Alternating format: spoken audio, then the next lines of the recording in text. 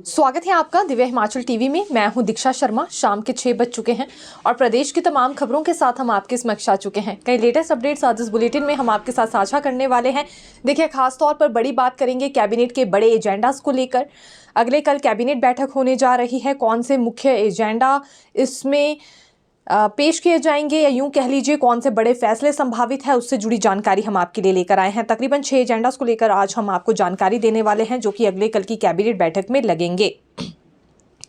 मुख्यमंत्री सुखविंदर सिंह सुक्खू ने बड़ा ऐलान आज क्या किया है, क्योंकि 2 साल का कार्यक्रम आयोजित किया गया था बिलासपुर के लुहणू में। काफ़ी लोग वहां पर एकत्रित हुए थे, लेकिन इसी बीच मुख्यमंत्री की ओर से क्या स्टेटमेंट्स दी गई, कौन से बड़े ऐलान इन्होंने किए हैं और भाजपाइयों पर क्या तंज कसा है, ये भी जानकारी लेकर आए हैं। 6 नई स्कीम्स को लेकर भी अपडेट देने वाले हैं, जो कि आज लॉन्च हुई है और इससे कितना फ़ायदा हिमाचल प्रदेश के कई वर्गों को मिलने वाला है, ये भी जानकारी लेकर आए हैं। राहुल गांधी के निर्देशों का जिक्र भी आज मुख्यमंत्री सुक्खू की ओर से जनसभा में किया गया है, ये भी जानकारी देंगे। वहीं रुकी भर्तियों को लेकर अच्छी खबर निकलकर सामने आई है। डेप्यूटी सीएम ने मंच से घोषणा की है कि जो फंसी भर्तियां हैं जल्दी ही उनमें रिजल्ट घोषित कर दिए जाएंगे, जल्दी ही ये पूरी प्रक्रिया पूरी की जाएगी। लेकिन कितना ज़्यादा समय इसमें लग जाएगा, ये कौन से पोस्ट कोड्स अभी शेष रह रहे हैं, इस बारे में आपके साथ चर्चा करने वाले हैं। शुरुआत मौसम से करना चाहेंगे, क्योंकि आज और कल फिर बर्फबारी को लेकर अलर्ट जारी किया गया है 4 जिलों में, जिसमें शिमला, लाहौल स्पीति, किन्नौर और कुल्लू है। हालांकि आज दिन भर शिमला समेत अधिकांश क्षेत्रों में धूप खिली रही, जिस वजह से शीतलहर से राहत मिली है आम लोगों को। पिछले 2 दिनों से शीतलहर की चपेट में अधिकांश क्षेत्र क्योंकि आ गए थे, लेकिन इसी के बाद सड़कों पर फिसलन बढ़ सकती है। दरअसल जिन सड़कों से पानी गुजरता है या नदी नाले जहां समीप है, वहां पानी जम सकता है और ऐसे हालात में सड़क पर सावधानी से गाड़ी चलाए, क्योंकि एक तरह से शीशा सड़कों पर बन जाता है, जिस वजह से फिसलन होती है और कोई बड़ी दुर्घटना भी पेश आ सकती है। आनी हादसे में अभी तक 4 लोगों की मौत हो चुकी है। ये पिछले कल ही सड़क दुर्घटना पेश आई थी। तकरीबन 40 यात्री इस बस में सवार थे, सभी घायल हो गए थे और अभी एक व्यक्ति इसमें गंभीर रूप से घायल बताया जा रहा है।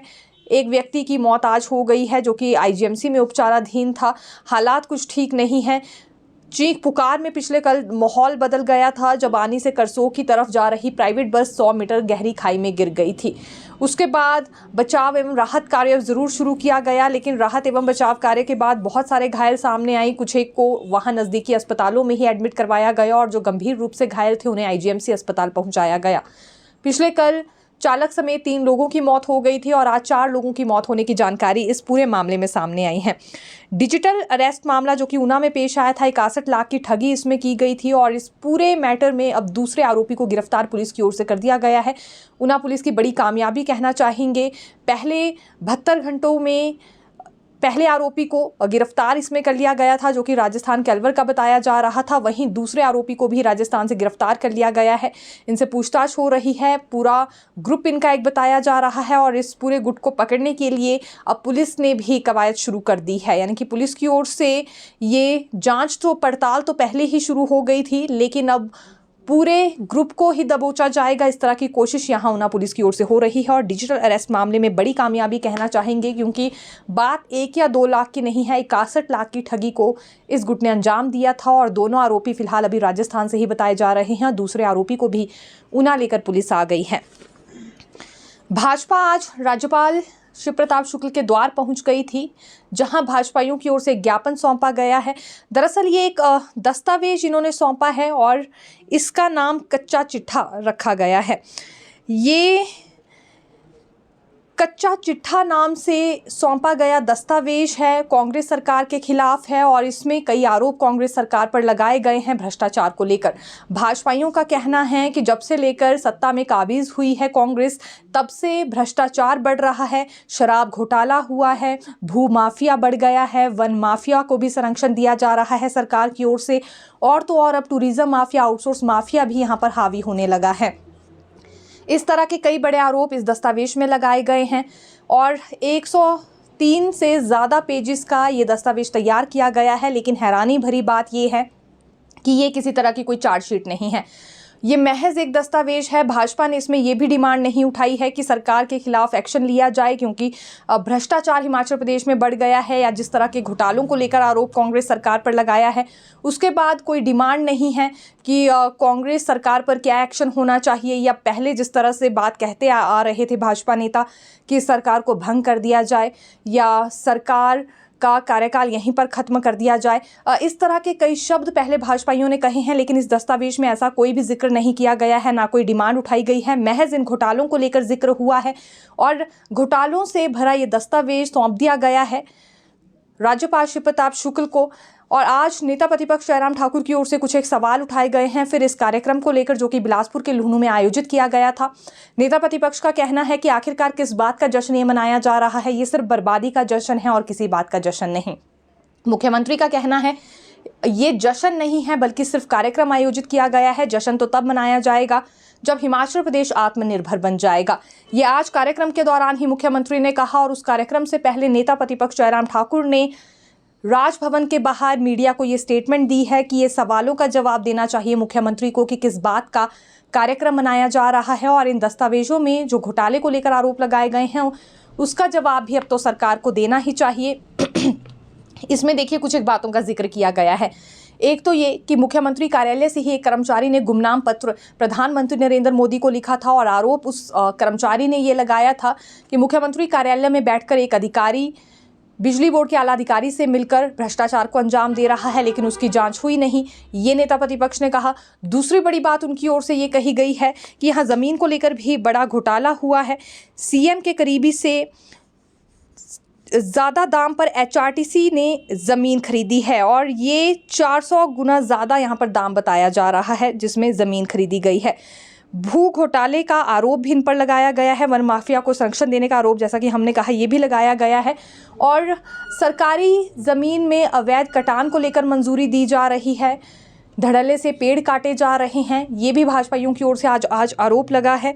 और सरकारी ज़मीन चहेतों को दी जा रही है। एक ऐसी ही सरकारी ज़मीन पेट्रोल पंप बनाने के लिए अपने चहेतों को मुख्यमंत्री ने दे दी है, ये भी आरोप आज इन्होंने लगाया है। हालांकि अब इस दस्तावेज का क्या इम्पैक्ट होता है, क्योंकि सरकार के सभी प्रतिनिधि आज बिलासपुर के लुहणू में थे, कार्यक्रम वहाँ पर आयोजित किया गया था, लेकिन ये जो कच्चा चिट्ठा के नाम से यहाँ दस्तावेज सौंपा गया है, इसे किस तरह से देखती है कांग्रेस की सरकार और क्या पलटवार इस पर करती है, ये देखना कल रोचक रहेगा, क्योंकि कल कैबिनेट की बैठक भी है।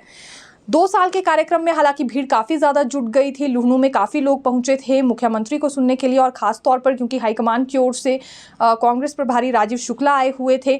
700 से ज़्यादा पुलिस जवानों की ड्यूटी लगाई गई थी। सुरक्षा के मद्देनज़र रखते हुए सुबह 9 बजे से ही लोगों ने जुटना शुरू कर दिया था। व्यवस्था परिवर्तन से आत्मनिर्भर हिमाचल के थीम पर इस कार्यक्रम को आयोजित किया गया था। सबसे पहले देखिए यहाँ पूर्व सांसद प्रतिभा सिंह की ओर से भाषण दिया गया, और प्रतिभा सिंह का ये कहना था कि केंद्र की सरकार ने हिमाचल सरकार की कोई भी मदद नहीं की, यहाँ तक कि आपदा में भी हिमाचल की कोई मदद नहीं हुई है। अपने स्तर पर ही कांग्रेस सरकार को 4500 करोड़ का पैकेज जारी करना पड़ा, और किया भी। आज प्रभावितों की मदद की जा रही है, लेकिन सिर्फ हिमाचल सरकार के बदौलत। ये बात पहले भी कई दफ़ा प्रतिभा सिंह कह चुकी हैं, और आज जनता को भी उन्होंने अपनी तरफ से इस बात से अवगत करवाने की कोशिश की है। देखिए, मुख्यमंत्री सुक्खू ने अपने भाषण में सबसे बड़ा तंज हर्ष महाजन पर कसा है, जिसमें उनका ये कहना था कि हर्ष महाजन पहले कांग्रेस के सलाहकार थे और अब भाजपा के सलाहकार हो गए हैं। कहीं ऐसा ना हो भाजपा के अभी 28 विधायक हैं, 28 से ये संख्या 20 पर आ जाए। ये नसीहत भी कह सकते हैं जो कि दी गई है मुख्यमंत्री सुक्खू की ओर से भाजपाइयों को। दूसरी बड़ी बात इन्होंने ये कही कि 600 करोड़ का राजस्व अभी तक कांग्रेस सरकार ने जुटा लिया है। भाजपा के समय में कभी ऐसा नहीं हुआ जब रेवेन्यू जुटाने की कोशिश की गई हो। एक बात का जिक्र इन्होंने मनरेगा को लेकर भी किया कि 60 रुपए वहां दिहाड़ी बढ़ा दी गई है, 300 रुपए दिहाड़ी अब मनरेगा में कार्यरत लोगों को दी जा रही है। ये कोई जश्न नहीं है, मात्र समारोह है। जब आत्मनिर्भर 2027 में प्रदेश बनेगा उस वक्त जश्न भी मनाया जाएगा। ये मुख्यमंत्री ने एक तरह से भाजपा पर पलटवार किया है, क्योंकि बार बार वो इस कार्यक्रम के लिए जश्न शब्द का इस्तेमाल कर रहे थे। डेप्यूटी सीएम मुकेश अग्निहोत्री ने जब बोलना शुरू किया तो उसके बाद लोगों की उत्सुकता और ज़्यादा बढ़ गई। कारण इसका ये है कि कई बड़ी बातें आज यहाँ डेप्यूटी सीएम की ओर से कही गई हैं। बड़े तंज इन्होंने भाजपाइयों पर कसे, अधिकारियों को भी नसीहत दी है अपने भाषण में, डीजीपी को भी नसीहत दे डाली और तो और समोसा कांड का जिक्र भी इनकी ओर से कर दिया गया। यही एक बड़ी वजह रही कि इनका भाषण सुनते हुए लोग काफ़ी ज़्यादा एंटरटेन भी हो रहे थे और बड़े उदाहरण भी आज इनकी ओर से ऐसे पेश किए गए हैं जिसमें कहीं ना कहीं बड़े आरोपों में खुद को डिफेंड करते हुए भी ये नजर आए हैं। तो सबसे पहली बात अधिकारियों को लेकर कर लेते हैं, क्योंकि मुख्य सचिव पर तंज कसते हुए मुख्य सचिव प्रबोध सक्सेना मंच पर ही बैठे थे और इन पर तंज कसते हुए डेप्यूटी सीएम ने कहा कि अपने अधिकारियों को, कर्मचारियों को समझा लीजिए, सरकार नहीं गिरने वाली है। बंद कमरों में सरकार गिराने की बातें हो रही हैं, लेकिन उसके लिए बाजुओं में दम चाहिए और भाजपा की बाजू में कितना दम है हमने देख लिया है। पहले भी 40 थे और अब फिर से 40 हो गए हैं। ये बड़ी बात कही अफसरों को, कर्मचारियों को उन्होंने नसीहत दी है और ये भी कर्मचारियों को कहा कि ओपीएस हमने बहाल की है, इसलिए जरूरी है कि कर्मचारी हमारे साथ चले। ये भी कर्मचारियों को उनकी ओर से आज नसीहत दी गई है। दूसरी बड़ी बात मुकेश अग्निहोत्री ने यह भी कही है कि जो भाजपाई हैं वो बार बार दिल्ली जाते हैं और जब हिमाचल को आर्थिक मदद मिलने वाली होती है केंद्र से तो उसे जाकर रोक देते हैं। क्या हिमाचल के लिए उनकी कोई जिम्मेदारी नहीं है?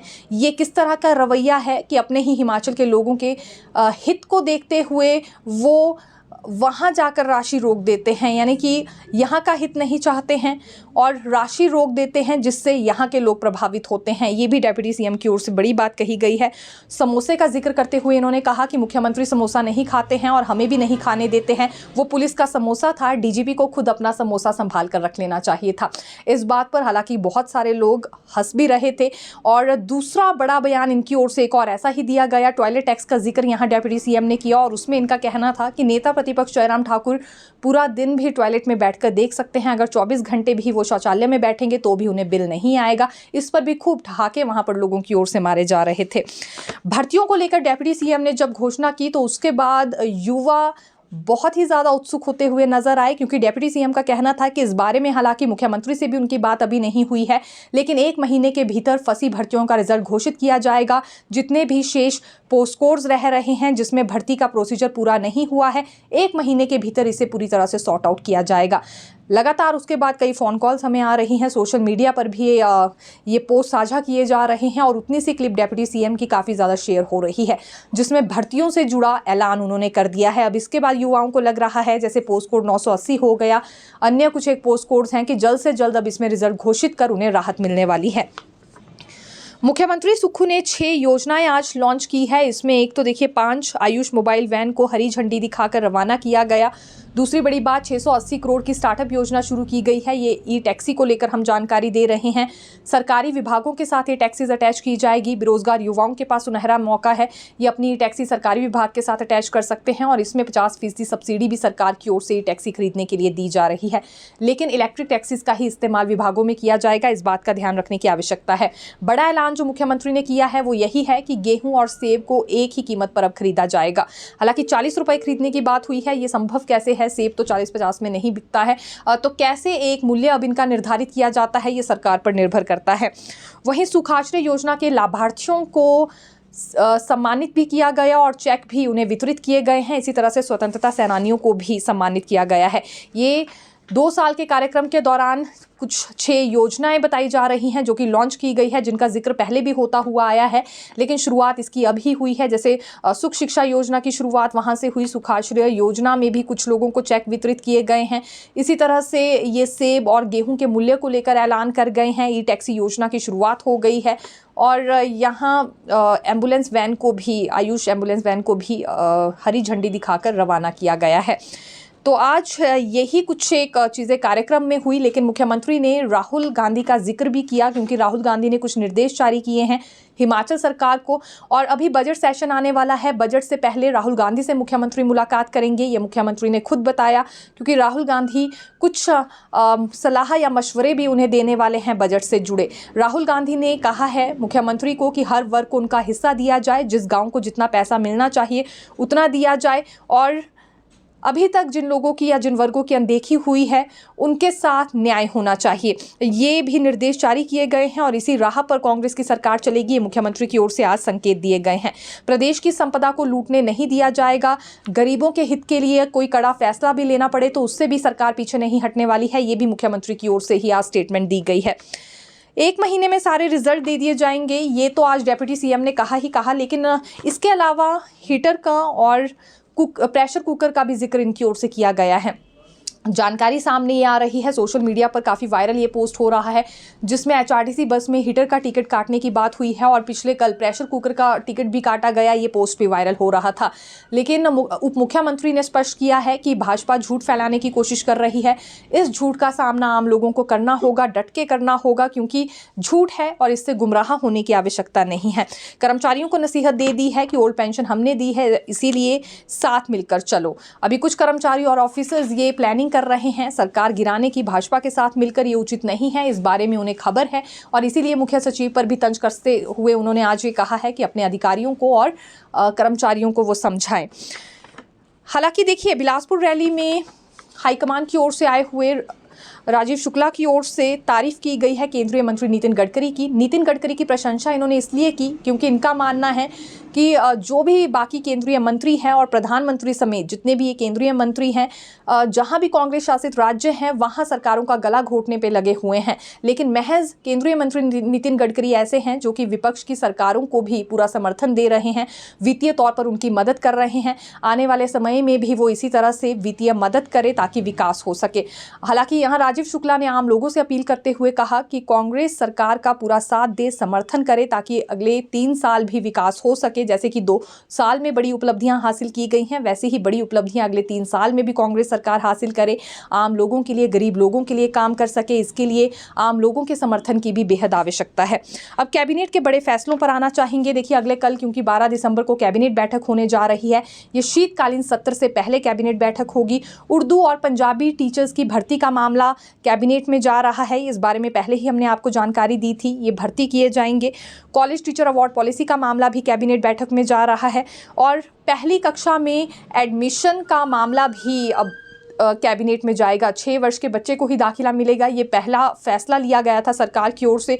बीच में अभिभावकों की ओर से कोर्ट का दरवाज़ा खटखटाया गया, जिसमें ये बदलाव करने के लिए, अमेंडमेंट करने के लिए इस पॉलिसी में कहा गया था, क्योंकि 50,000 बच्चों का साल इससे बर्बाद हो रहा था। जिसके बाद ये निर्णय हुआ था कि 5.5 साल के बच्चे को भी इसमें दाखिला दे दिया जाएगा, लेकिन बीच में फिर कुछ एक पेज फंस गए। अब इसमें कुछ एक जो डेप्यूटी डायरेक्टर्स हैं वो भी कंफ्यूज हुए, क्योंकि क्लैरिटी से ये बात सामने नहीं आ पा रही थी। कुछ डेप्यूटी डायरेक्टर्स का ये कहना था कि जिस बच्चे ने यूकेजी या एलकेजी की होगी, महज उसे ही कम उम्र में दाखिला मिलेगा पहली कक्षा में। अगर सीधे तौर पर 6 वर्ष की उम्र में दाखिला लेना है तो ठीक है। अगर 5 वर्ष का बच्चा है, उसने एलकेजी यूकेजी नहीं की है और वो 5 या 5.5 साल की उम्र में दाखिला लेना चाह रहा है पहली कक्षा में, तो ये संभव नहीं हो पाएगा।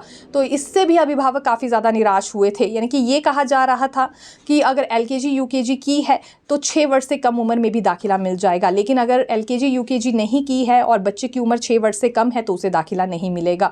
तो अब इसी वजह से मामला दोबारा से कैबिनेट बैठक में लाया जा रहा है।